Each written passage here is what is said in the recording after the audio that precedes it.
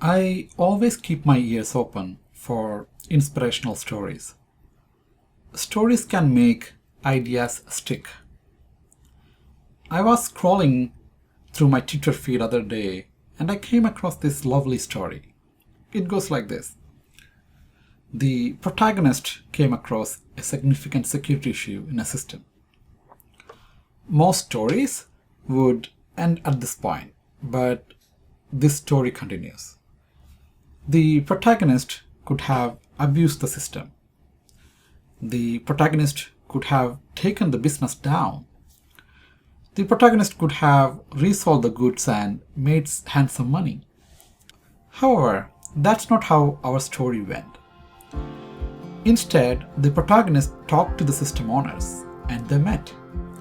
The protagonist helped them fix the security issue and helped save the business itself.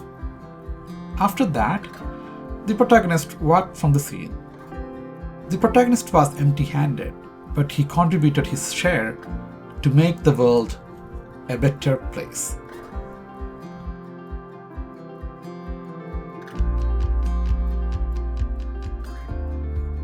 Sanoop, thanks a lot for joining our session today. I came across your recent bug bounty story. That's why we have this session.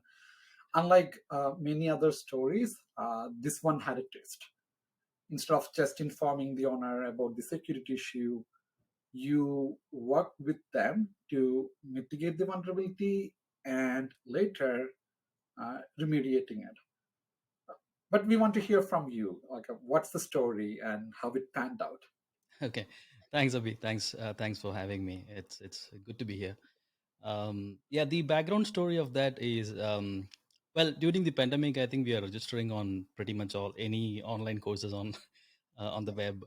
Um, I'm great. It's pretty much the same story with me. I was actually registering to for a course that popped up on my screen. um, I I mean that's something that I wanted to learn and practice, and it's more of like a sport, and it's not nothing to do with infosec anyways. And the bunch of people, young guys, and they set up this company probably like 2 days back, and it was over the weekend, and I did registration. I had some troubles in registering to that portal and accessing the course. And I noticed, I mean, as usual, right? And we just see what's going on, intercept the request and see if my request is getting okay, if the browser is interpreting it in a different way than the actual raw request. And I notice there is a possible issues that I could I mean, the payment gateway was kind of bypassing. It was not well configured in a way, and I'm able to block my training slot just for free. um, so um, and I know that the website launched very recently, because they announced it on their social media that, hey, we are launching this, and if you want to join early bird, you can just go and register it. And luckily, I had access to their let's say Instagram or their contacts, their social media contacts, and I just DM them like, hey, I was trying to register and there seems to be a problem. I was able to, my payment wasn't done, but I was able to block my slot. I think you should look into it. And um, I got a response in like in 30 minutes, because they were like pretty new and starting, and they were also excited about the new business. Um, and they responded me saying that, like, how did you do it? Like, this is going to be a problem. Like, can you walk me through about it? So I registered another slot. Gave them instruction that if you go here step by step, and you should be able to block your slot as a student. And they said, like, how can we stop it? I gave them like some instruction, like, is this is I need to look into like the more details about it, like how the what's the actual issues and what platforms are they using, and like, have you coded yourself, or you got some code from online, or you use any SaaS platforms. And I gave them instruction that you get invoices and you get the booking slots. I think you manually verify it. It's not like automatically, like from remote over the call, I won't be able to fix this issue. or I won't be able to know the actual root cause of what's happening. I know what's happening on the runtime, but I don't know which code is actually causing the problem. And the other end, they were not really a technical folks, and they were pretty much using like a SaaS platforms to use the SaaS platform for registration purposes or booking purposes. And they asked me like, "Hey, would you like to meet up maybe on a Sunday for a coffee, and then we can discuss, and you can show me how you did it and help us to go and find a proper solution for it." So I was happy. I was like, meeting people is actually a happy time during the lockdown. I went ahead, meet them, and I looked into the platforms. I looked into the back end, and I noticed that this was like a bug. They actually they configured it wrong, and there was like they were able to like uh, uh, book the registration, book the slots without checking for the actual payment.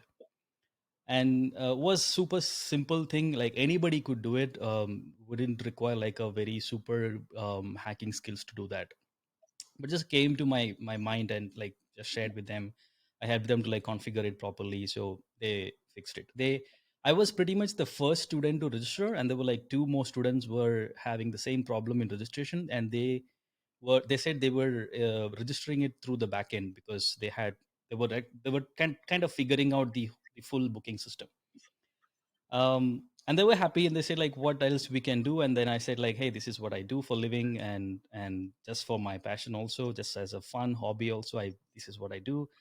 And gave some tips on like basic web application setup and web application security setup. And yeah, it was like probably making a couple of friends there. Sanoop, tell us your story. How did you get into technology space, and how did you get into hacking?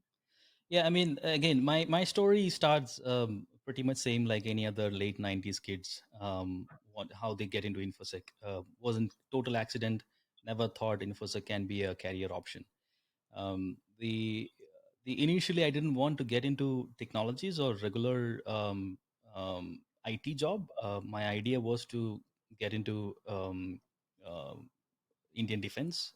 My father was an army man, so I was kind of following to the like his steps.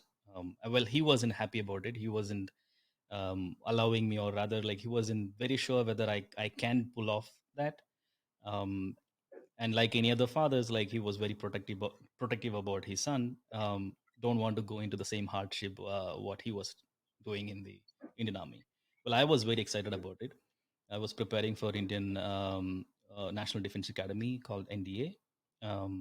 And when I late realized that, okay, he was very sure that he really don't want, he wanted me to give up at some point, but I was not doing that.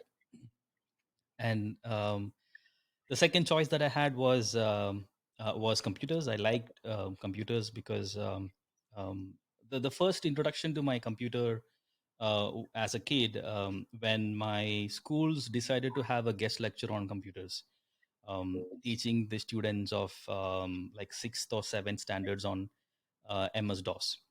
Um, and no kids wanted to actually learn those command line programming, and they wanted to get good feedback. The guest lecture wanted to get good feedback, so he decided to give us like games.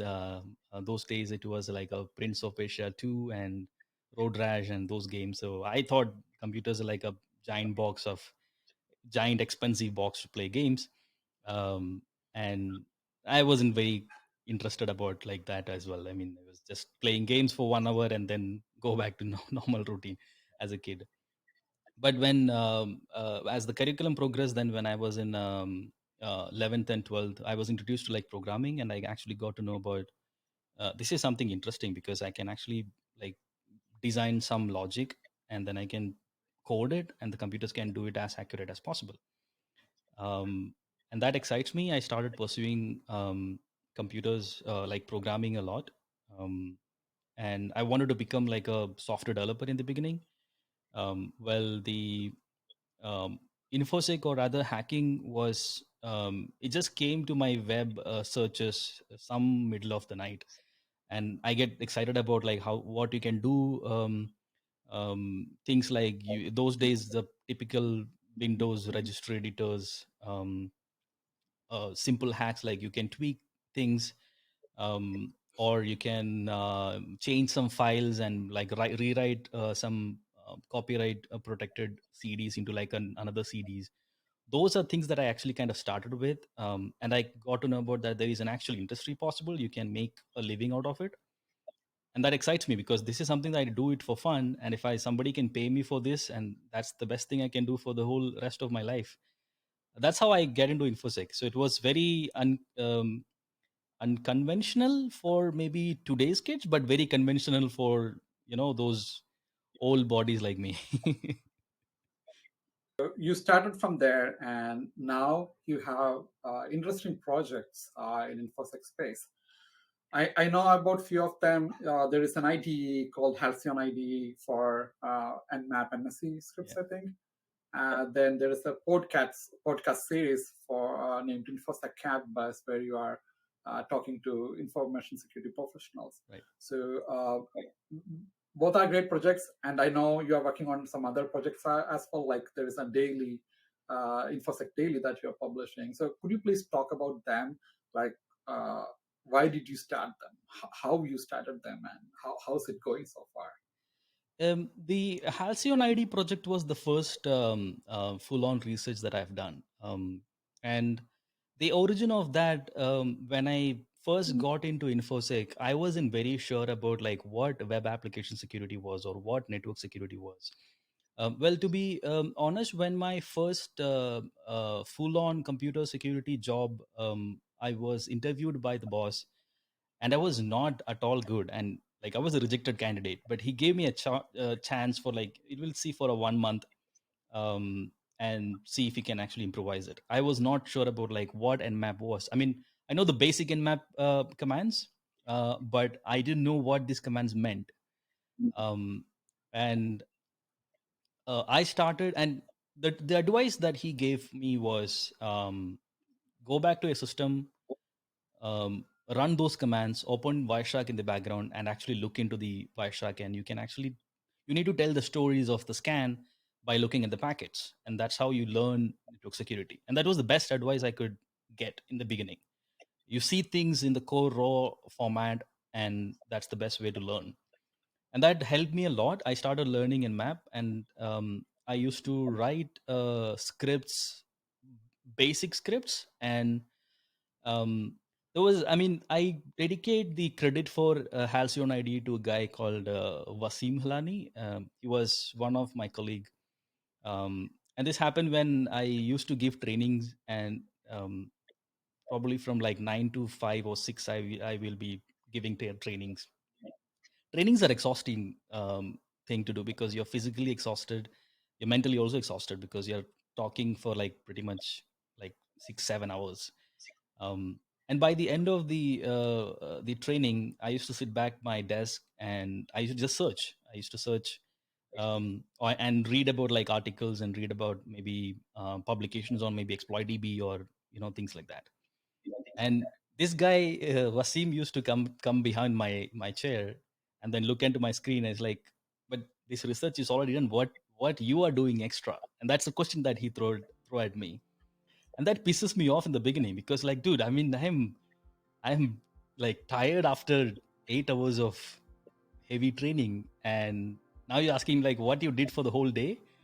uh, and but I It's kind of like a sweet anger. He's a very very sweet person. If anybody's listening to it, don't go mad at Wasim, but he's the sweetest person in the industry that I've ever known. But then I decided that I go back and I write something that probably never written ever before. And because I used to do like Nmap scans and I used to learn about Nmap scans, and he said like, but this is known, everybody does that. And then I used to write about NSEs, but that didn't impress him. And I decided to like write a full blown development ID, just for writing NSEs, because at that time there were no ID for writing NSEs. I don't know if any UIs are available right now, well, you can write NSEs in any other Notepad or Sublimes or any other text editors, but not nothing dedicated for writing NSEs. I wrote the NSEs actually to show to Wasim, and he was impressed, and he said like, "Oh, this is new. Nobody have written that before, and you could like do it well. I mean, you can actually explore that area and then create like a better IDs, because the first code base was nasty code. I mean, my code was like nowhere near to any college students' codes either. It was like a very very nasty code. But then I thought I mean I got like some good feedback of that ID. I started rewriting the code, and yeah, they released it. That's how the stories of Halcyon ID originated. The Halcyon ID, I'm probably like announcing it publicly on your podcast for the first time. I'm rewriting Halcyon ID to a full new experience, a development experience, because I felt over the years Halcyon ID's experience have kind of stagnant over the time. You couldn't do much with these IDs. I had some use cases after hearing some feedback from the communities, and I'm rewriting, or rather re-engineering the whole IDs, and it's happening in 2022. So next year that's going to be released. This is the first announcement I'm doing it in your podcast. Cool, cool, cool. Congratulations. Looking forward to that. Yeah. Then the InfoSec campus podcast. The idea was to speak to other tool authors, because I was actually doing um, interviews with the tool authors, know about their processes, because I had a lot of hesitations and a lot of insecurities when I put out code online. um, and it's also a sort of breaking out of my own bubble. Like I wasn't not that kind of like going ahead and then talking to people much, unless like, okay, if infosec is the same subject, then I can talk probably the whole day.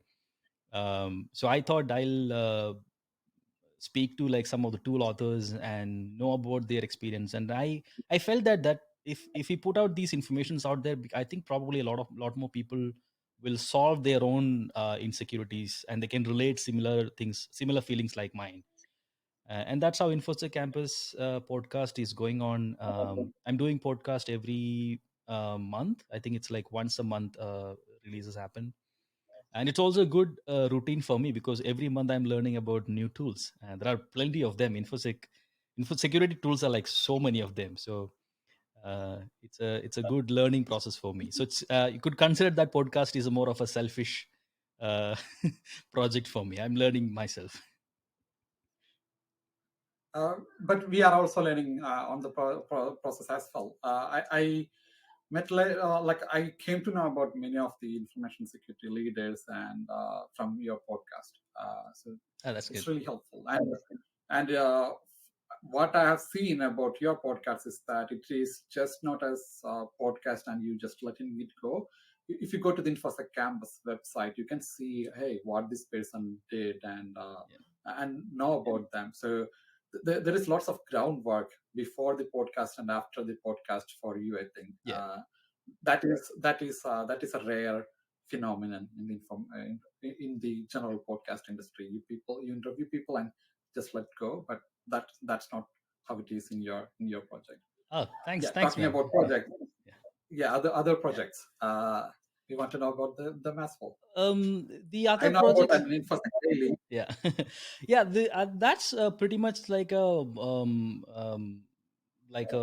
automated services, basically like publishing on, because I'm well I'm my main work revolves around application securities heavily, but I'm largely interested in like reverse engineering, malware analysis, and those areas, like things um, that I used to do. I had fun doing all those malware analysis.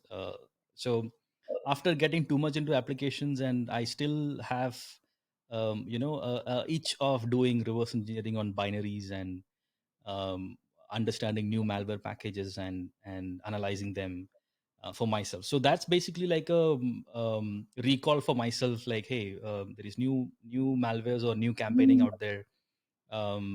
So I spend time in reversing those projects, and reversing those binaries, and trying to learn myself. Yeah. Sanu, we are moving on to the final question of the day. But before that, thanks a lot for your time and for sharing your story. And the final question is, what's your message to the audience? Yeah, I mean, not just InfoSec, any profession you're pursuing, I think just do it with love. I get questions from people. Um, they come to me after maybe 5 years or 10 years of experience, and they say that, hey, I didn't quite like my job, and I wanted to switch to a different career. Um, and that kind of surprised me because it took 5 years or 10 years to realize the job that they're doing wasn't something that they like, or they didn't had fun doing it. So know it from the beginning. I think that's the earlier realization actually helps you a lot, because if you do something with love, I think it lasts for forever. As I said in the beginning, I still had the same butterflies as in the first day of my career. I think that keeps me alive, and that doesn't makes me tired, because it doesn't feel like a job after all. And it's just fun doing it. You're just continuing your hobby, and someone is kind enough to pay you. I think that's amazing. You can't be more blessed than this. For InfoSec in specific, the field can be a bit distracting, because there are so many things happening in InfoSec pretty much in every day. You get distracted to new topics or new domains very easily. In the beginning, it feels like very overwhelming for a newcomer to come up, and there are so many things to learn. But if they enjoy learning them, I think they can just go ahead and then learn all of it, and that is great. If you decided that I don't want to learn all of it, I'm only focused on, like, let's say, reverse engineering or malware analysis or exploit research or application securities, or maybe threat intels or any specific domains, just master that. Have one knife sharpen enough for you. And yeah, if you enjoy your work, I think that's the best thing. You just continue doing it.